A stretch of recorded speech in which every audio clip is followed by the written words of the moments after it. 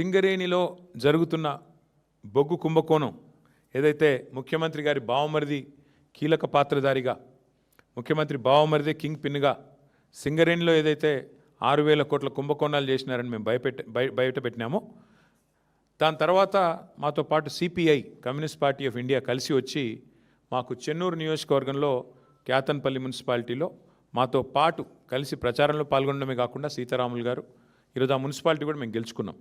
అంటే సింగరేణి ప్రాంతంలో సింగరేణిలో జరుగుతున్న దోపిడీ ఏదైతే ఉన్నదో ఈ దోపిడీలో ముఖ్యంగా కాంగ్రెస్ బీజేపీ కలిసి పనిచేస్తూ ఉన్నాయి కాబట్టి వారిని నిరోధించడానికి సిపిఐ కలిసి వస్తే వారిని కూడా కలుపుకున్నాం. ఇక్కడికి వచ్చే ముందు మిత్రులు కొత్తగూడెం శాసనసభ్యులు రాష్ట్ర సిపిఐ సెక్రటరీ సాంబశివరావు గారితో కూడా నేను మాట్లాడాను. కొత్తగూడెంలో కూడా ఈరోజు హంగ్ వచ్చింది. అక్కడ కూడా సిపిఐకి 25 ఏదో వచ్చినట్టున్నాయి, మాకు 9దో 10దో వచ్చినట్టున్నాయి.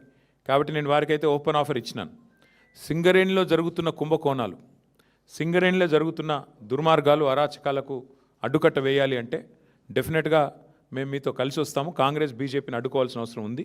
ఎందుకంటే ఈ రెండు చోట్ల కూడా అక్కడ 51% వాటా సింగరేణిలో రాష్ట్ర ప్రభుత్వానికి ఉంది, కాంగ్రెస్ ప్రభుత్వం ఇక్కడ ఉన్నది. 49% వాటా కేంద్ర ప్రభుత్వానికి ఉంది, బీజేపీకి అందులో భాగస్వామ్యం ఉంది. ఇన్ని అక్రమాలు జరుగుతున్నాయని చెప్పి మేము గొంతెత్తి ధర్నాలు చేసి క్షేత్రంలో ఘోషించి ప్రెస్ మీట్లు పెట్టి గవర్నర్ని కలిసి ఇంత హంగామా చేస్తే మరి ఇంతవరకు అటు కాంగ్రెస్ చప్పుడు చేయదు, ఇటు బీజేపీ చప్పుడు చేయదు.